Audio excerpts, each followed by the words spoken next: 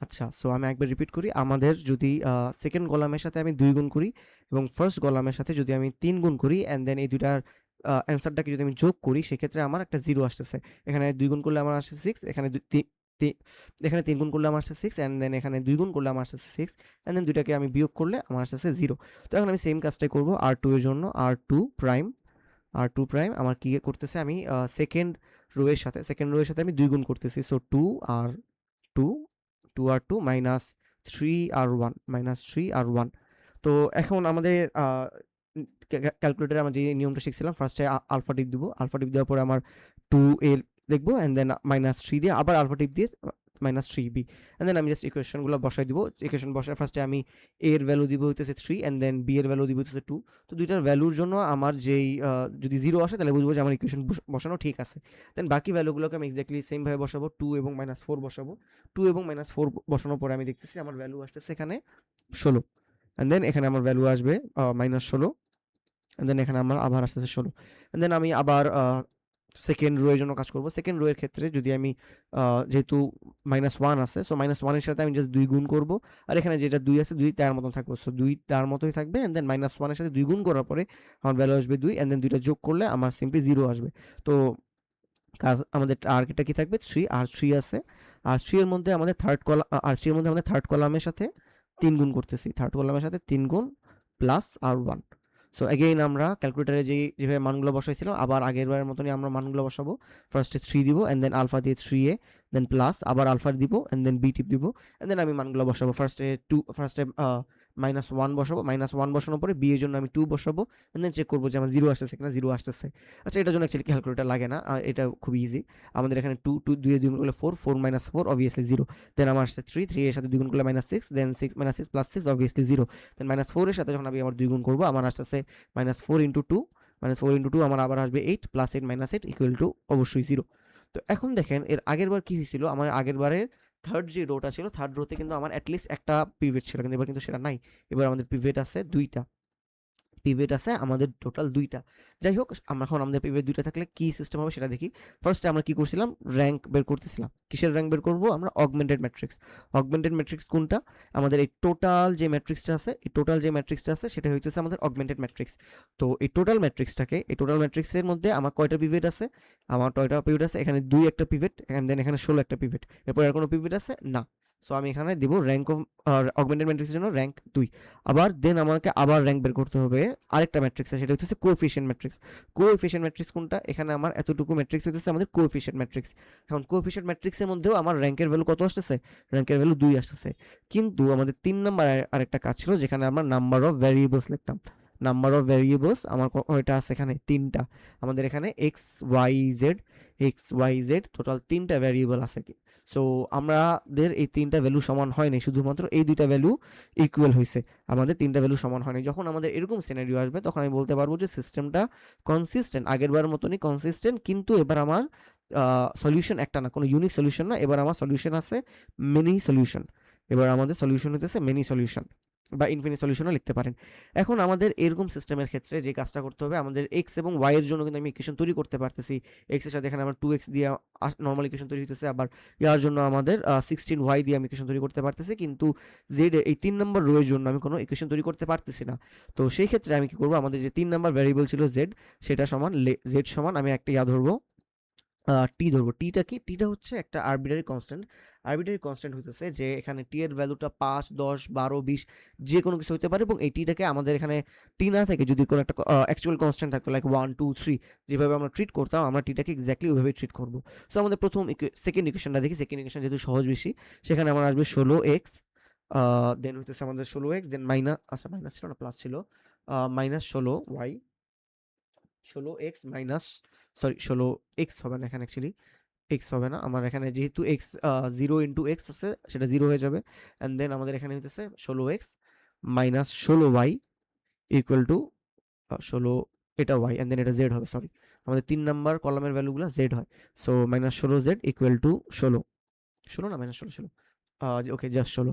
So এখন আমি normally ইয়া করতে পারি, টি এ জেড এর ভ্যালুটা বসাই দিতে পারি। আমরা জানি জেড এর ভ্যালু কি? জেড এর ভ্যালু হইতেছে টি अगेन আমি যেটা বলছিলাম যে টিটাকে এমনভাবে ট্রিট করতে হবে যে এটা এখানে টি না, এখানে কোনো 1 বা 2 বা 3 এমন কোনো একটা ভ্যালু আছে। সো এখান থেকে এখন আমি জেড ওয়াই এর ভ্যালুটা বের করব। ওয়াই এর ভ্যালুটা যদি আমি বের করি আমার কত আসে?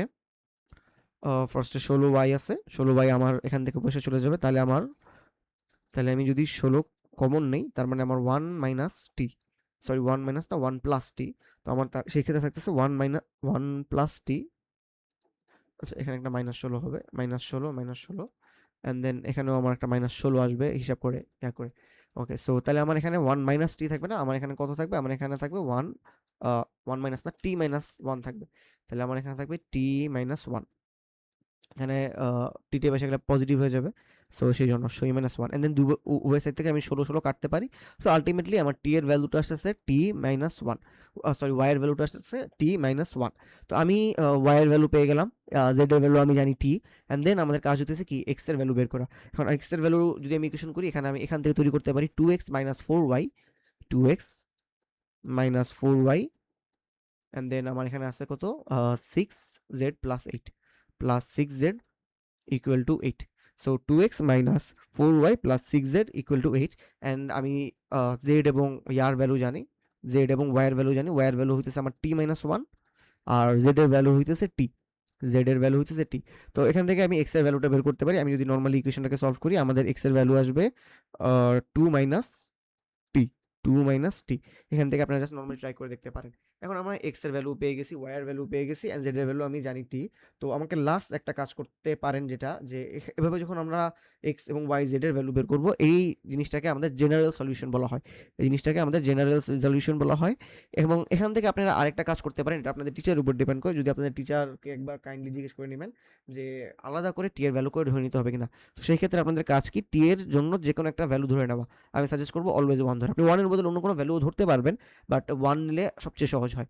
তো টি এর ভ্যালু 1 এর জন্য আমাকে প্রত্যেকটা ভ্যালু মান বের করতে হবে। জেড এর ভ্যালু আসবে 1, জেড এর ভ্যালু আসবে 1, আমাদের ওয়াই এর ভ্যালু আসবে হইতেছে তাহলে কত? এখানে আছে টি মাইনাস 1, সো ওয়াই এর ভ্যালু অবশ্যই 0 আসবে। এন্ড দেন জেড এর ভ্যালু আমার কত আসবে? জেড এর ভ্যালু হইতেছে আমার 2 মাইনাস টি, সো 2 মাইনাস 1, সো এখানে আমার আসবে 0। এটা হইতেছে আমাদের কোনো পার্টিকুলার সলিউশন। টি এর কোনো পার্টিকুলার ভ্যালুর জন্য আমার একটা সলিউশন। এটা ম্যান্ডেটরি কিনা ডিপেন্ড করে আপনাদের টিচারের উপর। আপনাদের টিচার যদি বলে যে করতে দেন এটা অবশ্যই করবেন, আর যদি না বলে এই জন্য একবার জিজ্ঞেস করে নেবেন। যদি বলে যে না লিখলে সমস্যা নেই তাহলে তো আর এটা আলাদা করে লেখার দরকার নেই। এখন আমরা আরেকটা উদাহরণ দেখব। মনে করেন আপনাদের কাছে আরো একটা ম্যাট্রিক্স আছে, এরকম তিনটে ইকুয়েশন আছে। এখান থেকে আপনাদের কাজ হচ্ছে x1 x2 এন্ড x3 এর ভ্যালু বের করা। তো আগেরবার মতো আমরা সেম কাজ করব। আমরা ফার্স্টে কোএফিশিয়েন্ট ম্যাট্রিক্স এবং কনস্ট্যান্ট ম্যাট্রিক্স দ্বারা একটা অগমেন্টেড ম্যাট্রিক্স তৈরি করব।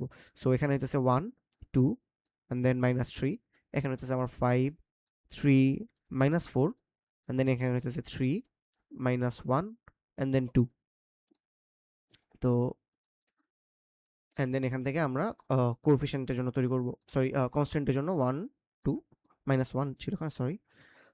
তো এখন আগের বারের মতন আমরা সেম কাজ করব। আমাদের এখন আরইএফ বের করতে হবে। আরইএফ এর জন্য কি করি? ফার্স্টে আমরা ফার্স্ট কলামটাকে লিখব 1 2 -3, সেটা তো তার মতোই থাকবে -1 এন্ড এটা যদি একটা পিভট হয়, 1 যদি একটা পিভট হয় এটা নিচের ভ্যালুগুলো অবশ্যই 0 হইতে হবে। সো এখন আমি দেখব যে এটার ক্ষেত্রে কোন ভ্যালুর সাথে R2 এর সাথে কি করলে আমার 0 আসতে পারে। এটা কম্পারেটিভলি ইজি যেহেতু আমাদের প্রথম ভ্যালুটা 1 দিয়ে দিছে। তো আমি যে কাজটা করতে পারি R2 যেমন আছে এক্স্যাক্টলি সেভাবেই রাখবো। R2 যেভাবে আছে সেভাবেই রাখবো এন্ড দেন এটাকে যদি আমি 1 এর সাথে যদি আমি 5 গুণ করি, 1 এর সাথে যদি আমি 5 গুণ করি তাহলে কিন্তু আমার 5 5 এখানে আমার 0 আসতেছে। সো 5 আর 1 আমার এখানে আলটিমেটলি ভ্যালুটা 0 আসবে। R2 মাইনাস 5 আর 1। সো अगेन আপনারা ক্যালকুলেটরে বসায় দেখতে পারেন। a মাইনাস 5b আলফা দিয়ে বসাবেন এন্ড দেন সিএলসি তে টিপ দিবেন। আপনাদের x এর ভ্যালু y এর ভ্যালু বসাবেন। সেক্ষেত্রে কি আসে? আমাদের ফার্স্ট এখানে a এর ভ্যালু জায়গায় আমি আর 2 এর ভ্যালুটা বসাবো ফার্স্টে 3 এন্ড দেন -5 এর আর b এর ভ্যালুটা চাবে। সেই b এর ভ্যালুর জন্য আমরা b এর ভ্যালুর জন্য r1 এর ভ্যালু বা 2 টা বসাবো। তো প্রথমটার জন্য আমার এখানে আসতেছে -7 এন্ড দেন এই মাইনাস এই স্থানে আমার ভ্যালু আসবে -7, এখানে আসতেছে আমার 11 এন্ড দেন পরে আসতেছে এই কোএফিশিয়েন্ট এখানে 7 আসতেছে। দেন আমাদের সেকেন্ড রো কমপ্লিট। এবার আমাদের থার্ড রোটাকে কমপ্লিট করতে হবে। থার্ড রোতে R3 প্রাইম, আমি এগেইন এটাকে সেম ভাবে রাখবো। কেন সেম ভাবে রাখতেছি? কারণ আমার এখানে 1 আছে। সো 1 যদি থাকে জিনিসটা খুব ইজি হয়ে যায়। সো এখানে আমাকে আবার 3 আর 1 3 আর 1।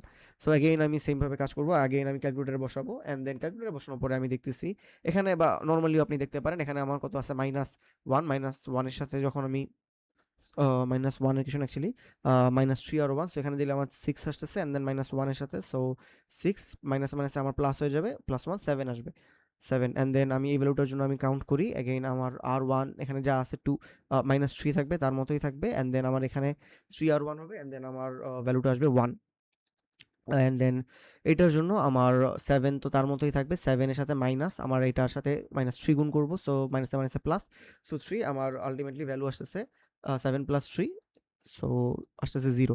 এখন জিনিসটা হইতেছে কি, আমাদের প্রথম যে পিভট আছে, প্রথম পিভটের নিচের ভ্যালুগুলো আমি 0 পাইছি। সেকেন্ড এখানে আমার রো এর যে পিভট আছে সেটার নিচের ভ্যালুটা 0 না। সো আমাকে এটা 0 করতে হবে। সো এখন আমাদের 0 করার কোনো প্রবলেমই না, কারণ আমাদের এখানে -7 আছে আর এখানে হচ্ছে +7। সো আমি R2 এবং R3 কে যদি যোগ করে দেই সেখানেই তো আমার ইয়া হয়ে যেতেছে, 0 হয়ে যেতেছে, তাই না? সো 0 -7 এটা তার মতোই থাকতেছে। সেকেন্ড রোতে আমার কোনো চেঞ্জেস আনা লাগবে না। সো এখানে আমার 0 আর 2 এর সাথে যদি R3 করি +7 -7 এ আমার এখানে 0 আসতেছে। আবার এখানে হইতেছে আমার 11 আচ্ছা ওয়েট, এখানে একটা -7 আসবে। হ্যাঁ, এখানে যেহেতু মাইনাস আছে, দুটো বিয়োগ করে বিয়োগফল আমার 7 আসবে। সো এখানে -7 যদি আমি যোগ করি দেন আমার 0 আসবে। এখানে প্লাস সরি -7 এন্ড -7 এ যদি আমি বিয়োগ করি, -7 এ যদি বিয়োগ করি সেক্ষেত্রে আমার 0 আসতেছে। দেন +11 এর মধ্যে আমি বিয়োগ করি, আমাকে আবারও 0 আসতেছে। কিন্তু আমার এখানে যখন আমি 10 - 3 করতেছি, 10 যখন 3 করব তখন আমার এখানে 0 আসবে না, তখন আমার আসতেছে 3। সো আমি বেসিক্যালি কি কাজটা করছি, আমি বেসিক্যালি R3 তৈরি করছি, R3 প্রাইম এন্ড দেন সেখান থেকে আমি R3 মাইনাস R2 R2 করছি। এখন আপনারা যদি R2 - R3 করেন দেন জিনিসটা কিন্তু ডিফারেন্ট হবে না, খালি এখানে একটা মাইনাস আসবে। তো সেটা কোনো প্রবলেম না। সো এগেইন আমার করতেছি, ও আচ্ছা, এখন দেখেন আমার এই ম্যাট্রিক্সের জন্য পিভটের নিচের ভ্যালুগুলো 0। এই রো এর জন্য আমার এটা একটা পিভট এবং এই পিভটের নিচের ভ্যালুগুলো 0। তার মানে এখানে কি হলো? তার মানে আমি এখানে একটা REF ম্যাট্রিক্সে কনভার্ট করতে সক্ষম হইছি। এখন আমার কাজ কি, REF ম্যাট্রিক্স থেকে আবার আগের মতো র্যাঙ্ক বের করা। র্যাঙ্ক বের করলে আমার কত আসতেছে, অগমেন্টেড ম্যাট্রিক্সে যদি আমি র্যাঙ্ক বের করি, অগমেন্টেড ম্যাট্রিক্স কোনটা ছিল? অগমেন্টেড ম্যাট্রিক্স মানে হইতেছে আমার টোটাল এতটুকু অংশ হইতেছে আমার অগমেন্টেড ম্যাট্রিক্স। এটাকে যখন আমি র্যাঙ্ক বের করতেছি আমার র্যাঙ্কের ভ্যালু আসবে এতটুকু অংশের জন্য আমার র্যাঙ্কের ভ্যালু, এখানে একটা র্যাঙ্ক, এখানে একটা পিভট, এখানে একটা পিভট এন্ড দেন এখানে কিন্তু আমার আরো একটা পিভট আছে, তাই না? তো সেই জন্য আমার এখানে অগমেন্টেড ম্যাট্রিক্সের জন্য আমার র্যাঙ্কের মান হচ্ছে 3। এবার আমাকে কোএফিশিয়েন্ট ম্যাট্রিক্সের র্যাঙ্ক দেখতে হবে। কোএফিশিয়েন্ট ম্যাট্রিক্সের মধ্যে যদি আমি র্যাঙ্ক দেখি, কোএফিশিয়েন্ট ম্যাট্রিক্স কতটুকু? কোএফিশিয়েন্ট ম্যাট্রিক্স হচ্ছে আমার এতটুকু অংশের মধ্যে কিন্তু আমার পিভট 2টা, এতটুকু অংশের মধ্যে কিন্তু আমার পিভট 3টা না। তো আমার এখানে কিন্তু 3 আসতেছে আর একটা 2 আসতেছে। সো আমার এই 2টা ভ্যালুই এখন আবার আগের মতো, আগে 2 বারের মতন আমার ইকুয়াল আসে নাই। যখন এই জিনিসটা আসবে আমাকে তখন নাম্বার অফ ভ্যারিয়েবলটা একবার লিখে নিতে পারেন। নাম্বার অফ ভ্যারিয়েবল যখন এই 2টা অসমান আসবে তখন আলাদা করে নাম্বার অফ ভ্যারিয়েবলটা চেক করা বেশি একটা ইম্পর্টেন্ট না, বাট তবুও করে নিই। সেই ক্ষেত্রে আমি বলতে পারি যে এই ম্যাট্রিক্সটা যখন আমার এরকম সিনারিও হবে যে র্যাঙ্কে অগমেন্টেড ম্যাট্রিক্সের র্যাঙ্ক এবং কোএফিশিয়েন্ট ম্যাট্রিক্সের র্যাঙ্কটা আমার ডিফারেন্ট আসতেছে, তখন আমি বলতে পারবো ওই ম্যাট্রিক্সটা কনসিস্টেন্ট হবে না, কিন্তু তখন আমার সেটা ইনকনসিস্টেন্ট। তখন আমার দিতে হবে ম্যাট্রিক্সটা ইনকনসিস্টেন্ট সিস্টেম এবং এই ম্যাট্রিক্সের কোনো সলিউশনই থাকে না। এই ম্যাট্রিক্সে কোনো সলিউশন থাকবে না। এই ম্যাট্রিক্সের কোনো সলিউশন থাকবে না। ভুল লিখছি, সলিউশন। তো এটা এরকমই আপনাদের টোটাল 3টা সিনারিও হতে পারে যখন আপনাদের ইকুয়েশন দেওয়া থাকবে। আপনারা ফার্স্টে যে কাজটা অ্যাগেইন করবেন, ফার্স্টে ক্যালকুলেটরের মধ্যে ইকুয়েশনটা বসায় দেখবেন যে ভ্যালু কি আসে। ভ্যালুতে মধ্যে যদি আপনার মেনি সলিউশন থাকে, ওখানে লেখা থাকবে মেনি সলিউশন বা ইনফিনিট সলিউশন কিছু লেখা থাকবে। যদি কোনো সলিউশন না থাকে সেক্ষেত্রে আপনার এররও আসতে পারে অথবা ডিরেক্টলি বলবে যে নো সলিউশন। তো সেই ক্ষেত্রে আপনি বুঝতে পারবেন যে আপনার ম্যাট্রিক্সটা REF করলে কীরকম হবে। যদি আপনাদের নো সলিউশন লেখা থাকে সেক্ষেত্রে আপনাদের REF এ অগমেন্টেড ম্যাট্রিক্সের মধ্যে সবগুলো 0 থাকবে, সরি অগমেন্টেড ম্যাট্রিক্স বলতেছি, কোএফিশিয়েন্ট ম্যাট্রিক্সের মধ্যে সবগুলো 0 থাকবে, কিন্তু অগমেন্টেড ম্যাট্রিক্সে একটা পিভট র্যাঙ্কের মান বেশি থাকবে। আবার যদি আমার দেখায় ইনফিনিট সলিউশন, তখন আপনাদের REF করার পরে একটা ধরে নিতে হবে যে আপনাদের যে লাস্টের রোতে সবগুলা একটা 0 রো থাকবে। আর যদি আপনাদের পার্টিকুলার সলিউশন দেওয়া থাকে তাহলে জিনিসটা নর্মাল থাকবে আর কি, এরকম অগমেন্টেড ম্যাট্রিক্স এবং কোএফিশিয়েন্ট ম্যাট্রিক্সের মধ্যে 0। তো এটাই ছিল আমাদের system of linear equation chapter. এই চ্যাপ্টারটা এগেইন ফাইনালে আসার চান্স অনেক বেশি, আসলেও কিন্তু খুব একটা প্রবলেম হবে না কারণ ম্যাথগুলো খুবই easy. So thank you for watching.